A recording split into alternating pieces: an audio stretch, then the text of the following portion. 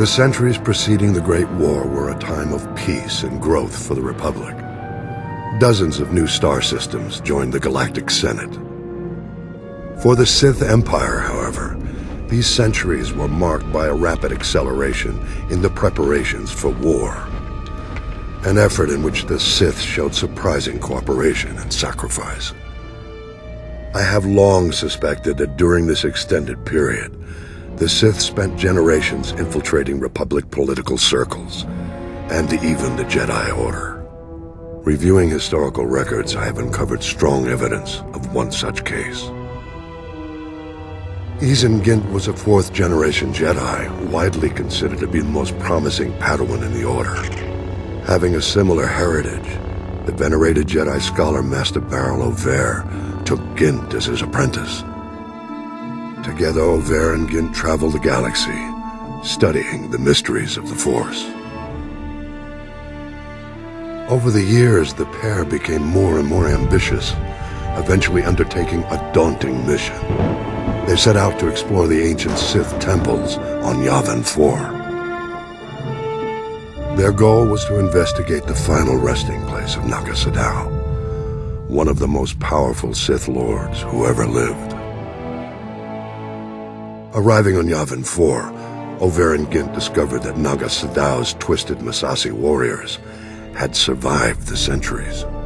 The Massassi originated as a Sith subspecies, forming the backbone of the earliest Sith armies. But Naga Sadow subjected his Massassi followers to heinous experiments, turning them into dark force-wielding monsters.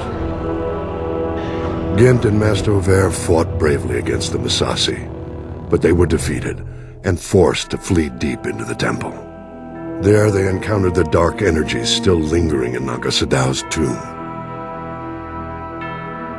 Weeks later, Master Ovair returned to the Jedi Temple on Coruscant, alone, wounded and half insane from the tortures he had endured.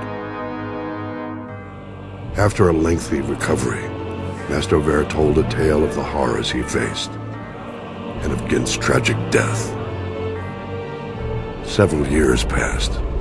Then one day, Eison Gynt mysteriously reappeared on Coruscant, wearing the garb of the Massassi warriors and bent on killing Master Ovair.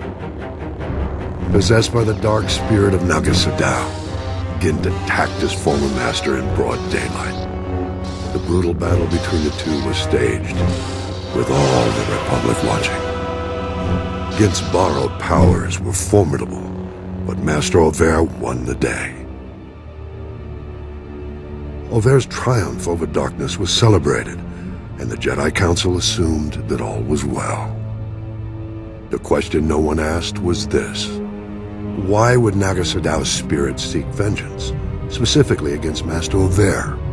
The answer has become clear after a closer look at Ovair's Jedi heritage. His father and grandfather also went out of their way to visit the tombs of the ancient Sith Lords. They were a family of Sith infiltrators. Ovair's mission on Yavin 4 was not for the Jedi. It was on behalf of his true master, the Dark Emperor of the Sith. The Emperor knew the spirits of the ancient Sith Lords could be a threat to his power when he returned to the known galaxy a century later. Ovair's trip to Yavin 4 was a preemptive strike.